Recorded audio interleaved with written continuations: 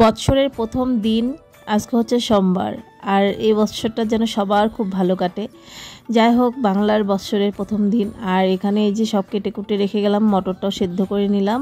যাব হচ্ছে গিয়ে মাটিগাড়া। এখন বাজে ঘড়িতে 7:30। আর হচ্ছে গিয়ে এই যে গেট খুলে দিলাম, আর এখানে ফুলগুলো ফুটেছে আজকে দেখছি। কালকে রাতেও বৃষ্টি হয়েছে তো সুন্দর, গাছপালাগুলো না তরতাজা যেন লাগছে। তো এখন যাব, বাইক করছে, যাব মাটিগাড়া। ছেলে মেয়ে কিন্তু ঘুমিয়েই আছে। তো গিয়ে আগে নিয়ে আসি, কারণ পুজোও আছে, আবার এসে পুজো করবে, তারপর ব্রেকফাস্টও বানাতে হবে। তার আগে এই যে গোপালের ড্রেসের জন্য কালকে আসতে চেয়েছিলাম, কিন্তু কালকে তো আর আসা হলো না, বললামই তো। এই জন্য আর কি, এই যে এখন আগে বললো যে না, আগে গোপালের ড্রেসটা নিয়ে নিই, তারপরেই বাজার করব। তো এখানে দেখছি কটনের কাপড়গুলো খুব সুন্দর সুন্দর আছে, কিন্তু না ওই যে অন্যগুলো আর ভালো লাগছে না। তো কটনের এক দুটো নিয়ে নিলাম। আর পাশের ঘরের যে দিদি আছে, ওই দিদির গোপাল আছে, ওনার জন্য, ওই গোপালের জন্য একটা নিয়ে নিলাম। যাই হোক, ওগুলো নিয়ে চলে এলাম এখানে বাজারে, সবজি বাজারে। আর এত সকাল সকালে যে দোকানপাট খুলে যায় না, 6টার থেকে মনে খুলে গেছে জানো। কারণ হচ্ছে কি, আমরা 7:30টার সময় এখানে আসলাম, আর এখানে এতটা মানে ভিড় দেখতেই পাচ্ছ, বুঝতেই পারছো। তো বললো চলো আগে মাছটা দেখে নিই। তো মাছ দেখে, এখানে মাছ দেখছি, রৌ মাছ একটা নিয়ে নিলাম 1 কেজি ওজনের। আর খাসির মাংস নিয়ে নেওয়া হয়েছে, ওটা দেখানো হয়নি। তো এখান থেকে রৌ মাছ নিয়ে নিলাম। তো ভাবছিলাম একটা অন্য মাছই নেব, কিন্তু এখনও মানে উঠে নেয়নি, জানি না, বললো যে আসেনি আজকে। যাই হোক, ওইটাই নিয়ে নিলাম, কারণ খাসির মাংস নিয়ে নিয়েছি তো হয়ে যাবে। আর এখান থেকে যে পেঁয়াজ রসুন এগুলো নিয়ে তারপর চলে এলাম মিষ্টির দোকানে। আর এখান থেকে মিষ্টি নিয়ে নিব, পয়লা বৈশাখ বলে কথা, গোপালের জন্য নিতে হবে, নিজেদের জন্য নিতে হবে, তাই বলে এখান থেকে নিচ্ছি। আর খেজুর গুড়ের মিষ্টি বানিয়েছে, অর্ডারই বললো, অর্ডার আছে ওটা, তো দিতে চাইছিল না, পরে ও এসে যখন বললো তারপরে দিল। তো রসগোল্লা, সাদা রসগোল্লা, আর হচ্ছে গিয়ে খেজুর গুড়ের মিষ্টি, আর হচ্ছে গিয়ে এগুলো দই, এগুলোই নিয়ে নিলাম আর কি, হাবিজাবি নিয়ে। এখন চলো যাই, বাড়ি গিয়ে আবার ব্রেকফাস্ট বানাতে হবে। তো দেখো, বাড়ি চলে এলাম, এসে কড়াইয়ে তেল, এগুলো জিরে ফোড়ন দিয়ে, পেঁয়াজ, তারপর হচ্ছে কাঁচা লঙ্কা দিয়ে দিলাম আদা রসুন পেস্ট, হলুদ গুঁড়ো, লঙ্কা গুঁড়ো, একটুখানি ধনে গুঁড়ো, এগুলো দিয়ে তারপর দিয়ে দিলাম খাসির মাংসের চর্বি, এগুলোকে একটু ছোটো ছোটো করে কেটে নিয়েছি। আর দিয়ে দিলাম টমেটো, নুন, আর দিয়ে দিলাম মটর যে সেদ্ধ করে রেখেছিলাম, ওই মটরগুলো। খাসির চর্বি দিয়ে এই মটরের ঘুগনি দারুণ লাগে। তোমরা যদি না খেয়ে থাকো, একবার অবশ্যই ট্রাই করো। ভাবলাম যে না বানিয়ে গিয়ে ভালোই হয়েছে, তো মাংসের চর্বি দেবো বলে চর্বি দিয়ে আজকে মটরের ঘুগনিটা করো। তো করলাম, তোমাদের ভালোভাবে দেখাতে পারলাম না। যাই হোক, লাস্টে ঘি আর ধনেপাতা দিয়ে দিয়েছিলাম, গরম মশলা আর ধনেপাতা দিয়ে নামিয়ে নিয়েছি, হয়ে গেছে। আর এখানে হচ্ছে লাচ্ছা পরোটা, লাচ্ছা পরোটার সঙ্গে আজকে হবে চর্বি দিয়ে ঘুগনি। তো এই যে এখানে খাসির মাংসটা ধুয়ে নিলাম, আর এখানে মাছটা একবেলাই করবো, কারণ মাংস থাকলে মাছ কেউই খেতে চায় না। তো অনেকজন কলিগ আসবে খেতে, 5 টুকরা মাছই নিয়েছি, আর বেশি নিইনি। তার মধ্যে আবার মেয়ে ছেলে বলবে মাছ খাবো না। তো এগুলোকে এখন কুকারের মধ্যে মাংসগুলোকে দিয়ে সেদ্ধ করে নেবো, কোনো জল দেব না, কারণ খাসির মাংস তার একটু তাড়াতাড়ি হবে, কড়াইয়ে করতে গেলে অনেকটাই লেট হয়ে যাবে। দিয়ে দেব নুন, আর দেবো না, দেবো একটুখানি হলুদ গুঁড়ো। কুকারের মধ্যে আমি কোনো রকম কিন্তু জল দেইনি, দেখলে এখানে হলুদ, লবণ, আর এই যে দিয়ে দিলাম তেল, সর্ষের তেল অল্প একটু দিয়ে দিলাম। আর এগুলোকে ভালো করে মেখে নিয়ে গ্যাসের আঁচটাকে একদম কম করে দিতে হবে, বারবার বলছি গ্যাসের আঁচটাকে একদম কম করে দিতে হবে। দিয়ে তারপর হচ্ছে গিয়ে সিটি 3টে পড়লেই হয়ে যাবে, 3টে থেকে 4টে। তো এটা খাসিটা বড় ছিল, তাই বলে আমি 3টে সিটি দিয়ে নিলাম। আর খাসির মাংসটা এইভাবে করলেই কিন্তু দারুণ, বন্ধুরা সত্যি বলছি, খুব ভালো লাগে খেতে, তোমরা অবশ্যই ট্রাই করে দেখো। তো দেখো, বসিয়ে দিলাম। সবাইকে welcome back to the channel. আসলে সবাই ভালো আছো, সুস্থ আছো। আর কাজ করতে করতে ভুলেই গেছি গুড মর্নিং বলা। যাই হোক, শুভ নববর্ষ সবাইকে, পয়লা বৈশাখের অনেক অনেক শুভেচ্ছা সবাইকে, শুভ নববর্ষ। আর আজকে নববর্ষ সবাই কীভাবে কাটাচ্ছ কমেন্ট করে জানিও। আমি রান্নাবাড়ি করছি এখন, এখানে যে কুকারে 2টো সিটি পড়ে গেল খাসির মাংসের, আর হচ্ছে কি এখানে মাছের কালিয়া হচ্ছে। তো চলো দেখতে থাকো ব্লগটা। আর আবারও শুভ নববর্ষে সবাইকে অনেক অনেক শুভেচ্ছা। আজকের দিনটা সবার ভালো কাটুক। ওইখানে মাংসটাও সেদ্ধ হয়ে গেছে, দিয়ে দিলাম কড়াইয়ের মধ্যে তেল, সর্ষের তেল একটু বেশি করে দিতে হবে, আর দিয়ে দিলাম তেজপাতা, এলাচ, দারচিনি আর দিয়ে দিব পেঁয়াজ। পেঁয়াজটা বেশি করে দিতে হবে। আর যেহেতু খাসির মাংস অতটাও কিন্তু তেল দিতে হবে না, মানে বেশি মানে বললাম আর কি, যাতে পেঁয়াজটা ভালো ভাজা হয় ওই হিসাবে আর কি। যারা কম খাওয়ার একটু কমও দিতে পারো। যাই হোক, পেঁয়াজটাকে এখন আমি ভালো করে একদম ভেজে নেব। আর এখানে আমার মাংসটা সেদ্ধ হয়ে গেছে, চলো দেখিয়ে দিচ্ছি। এখানে দেখো এই যে মাংসটা সেদ্ধ হয়েছে, 20% সেদ্ধ কিন্তু হয়ে গেছে, আর 30% করতে হবে। যাই হোক, এখানে এই যে মাংসেতে জলও উঠে গেছে। আর এখানে দিয়ে দিলাম পেঁয়াজের মধ্যে একটু নুন, যাতে পেঁয়াজটা ভালো করে ভাজা হয়। তো দেখো সুন্দর পেঁয়াজটা কিন্তু ভাজা হয়েছে, সুন্দর লাল লাল হয়েছে, দেখে বুঝতে পারছো। আর এখানের মধ্যে এখন দেবো টমেটো আর কাঁচা লঙ্কা। আমি পেস্ট করে নিয়েছি, তাই পুরো গ্রিন হয়ে গেছে। তোমরা চাইলে টমেটো আলাদা করে পেস্ট করে দিতে পারো, একটা টমেটো আর কয়েকটা কাঁচা লঙ্কা আমি পেস্ট করে নিয়েছি, আর কাঁচা লঙ্কা আলাদা করে পেস্ট করে দিতে পারো। তো এতটা ঝামেলা করা কি দরকার, তাই আমি একসঙ্গে পেস্ট করে নিয়েছি। যাই হোক, এটার পরে দিয়ে দিব জিরে বাটা। তো জিরে বাটা দিয়ে দিলাম, জিরের গুঁড়ো দিলেও হবে। একে একে জিরে গুঁড়ো বলছি, সরি, মানে ধনে গুঁড়ো দিলাম, তারপর হচ্ছে গিয়ে হলুদ গুঁড়ো, আর দিলাম লঙ্কা গুঁড়ো। আর তোমরা চাইলে কাশ্মীরি লঙ্কার গুঁড়ো দিতে পারো, আমি লঙ্কার গুঁড়ো দিয়ে দিলাম। আর দিলাম আদা রসুনের পেস্ট।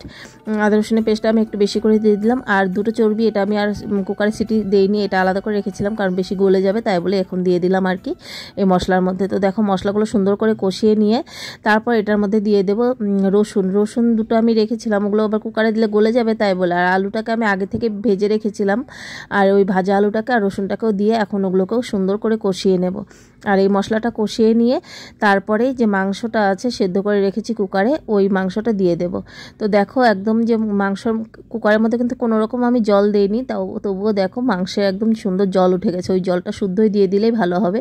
তো ওই জলটা শুদ্ধই দিয়ে দিলাম আমি। আর এখানে এখন একটুখানি নাড়াচাড়া করে, আর নুনটা আমি তো আগেও দিয়েছিলাম, তাই এখন ওটা একটুখানি দেখে দিতে হবে।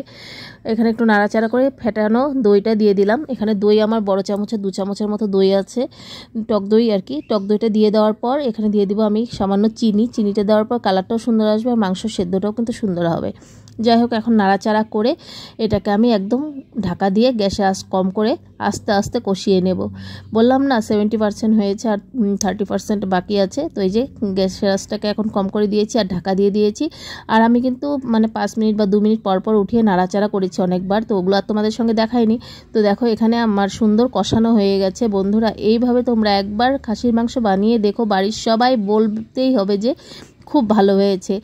আমার উপর বিশ্বাস করে একবার এইভাবে রান্না করে দেখো, দারুণ লাগে। আর এখানে এই যে কষানো হওয়ার পর সুন্দর করে কষাতে হবে। কষানো হওয়ার পর দিয়ে দিয়েছি জল পরিমাণ মতো, দিয়ে দিলাম লঙ্কা আর গরম মশলা গুঁড়ো।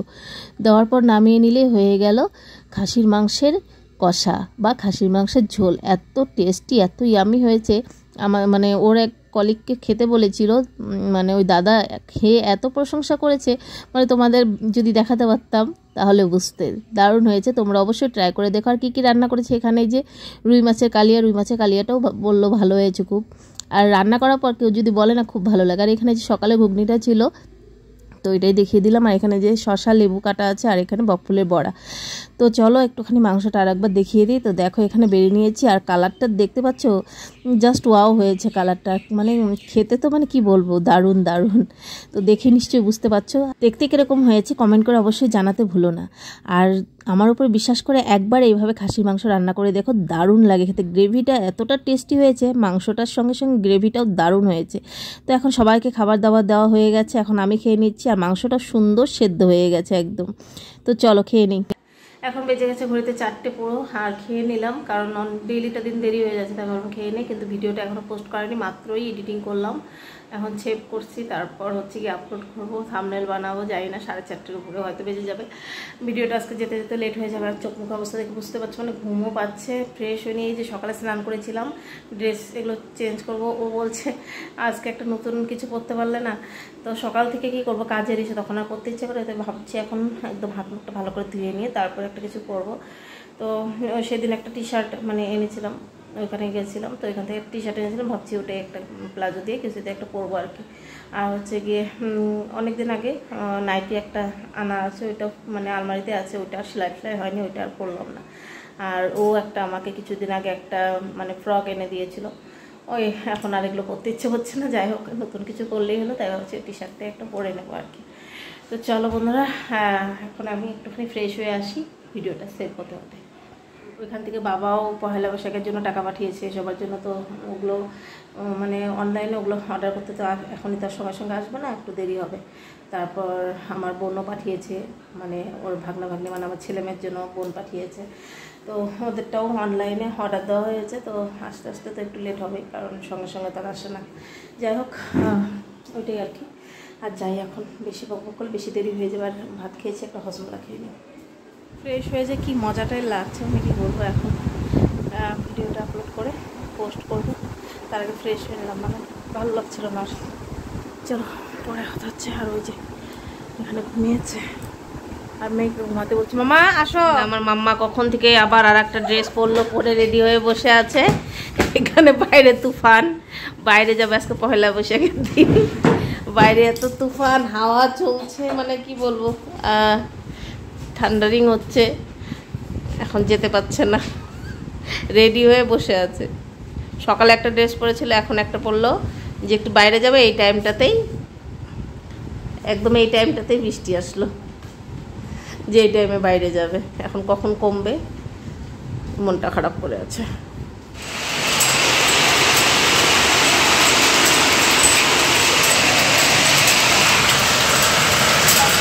কোথায় আর বাইরে যাওয়া বলো, ছেলে মেয়ে এই যে মন খারাপ করে বসে আছে। কি করব, সন্ধে থেকে এই যে তুফান আরম্ভ হয়েছে, রাত্রি 9টা অবধি হয়েছে।